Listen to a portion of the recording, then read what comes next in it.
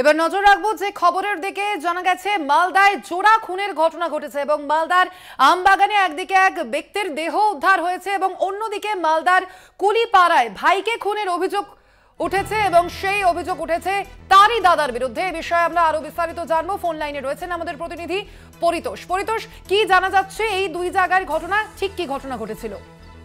দেখো সোনালী, তোমাকে জানিয়ে রাখি, মালদায় অত্যন্ত চাঞ্চল্যকর ঘটনা, দুটি দেহ উদ্ধারের ঘটনা ঘটেছে। যেখানে একটি মালদার শহরের যে ইংলিশবাজার থানা আছে, তার ইংলিশবাজার থানার অধীনে দুটি ঘটনা, আর দুটি ঘটনায় দুটি দেহ।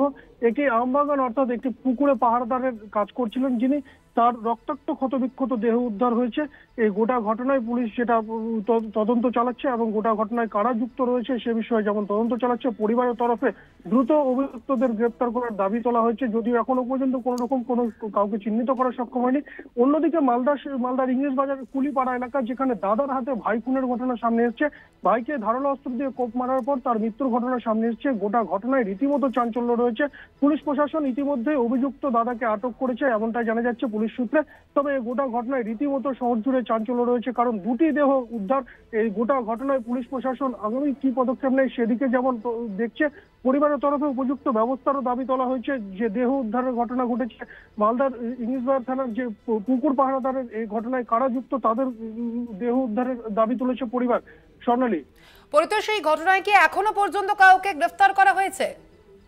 দেখো, এখনো পর্যন্ত যা আমরা পুলিশ সূত্রে জানতে পারছি, এই গোটা ঘটনায় যিনি মালদার ইংলিশ বাজার থানার অধীনে যে কুলিপাড়া, সেখানে যে খুনের ঘটনা, চন্দু পাসওয়ান, তাকে খুন করার অভিযোগ উঠেছে তার দাদার বিরুদ্ধে, বিকাশ পাসওয়ানের বিরুদ্ধে। ইতিমধ্যে ইংলিশ বাজার থানার পুলিশ বিকাশ পাসওয়ানকে আটক করেছে এবং গোটা ঘটনার জিজ্ঞাসাবাদ চালাচ্ছে। একেবারে, অর্থাৎ পুলিশ এই ঘটনার তদন্ত শুরু করেছে, গোটা ঘটনায় জিজ্ঞাসাবাদ চালানো হচ্ছে। ধন্যবাদ তোমাকে পরিতোষ।